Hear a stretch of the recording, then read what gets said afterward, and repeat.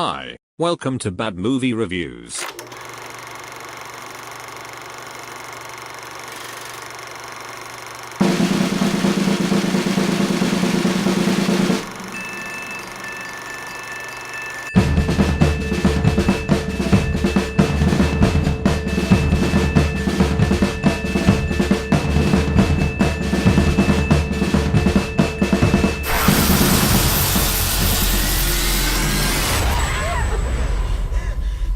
With Guardians of the Galaxy director James Gunn as a producer, you'd hope for big things.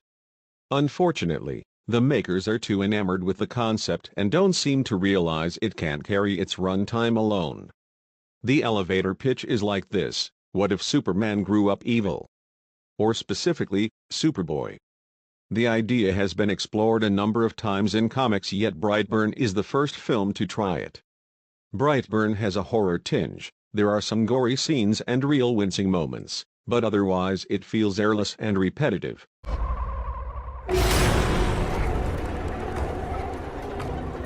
There could have been a more interesting film based on nature versus nurture, modern parenting, and what could make this boy turn bad.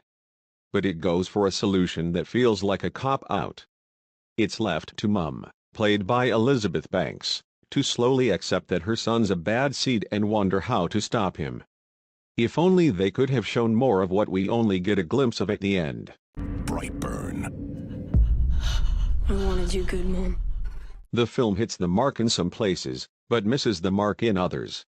As a supervillain origin story, the movie fails to answer exactly why Brandon switches personalities in an instant. As a horror flick, this movie scores highly, especially in the way it shows how Brandon stalks his victims, and how he dispatches them in the most violent way possible. Kudos also to the key actors of the film, who deliver much more than the weak script requires. Who am I? You are a gift.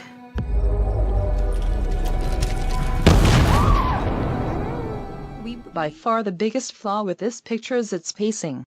Since the final running time clocks in at only 90 minutes, many scenes often feel rushed to get to the more exciting scenes.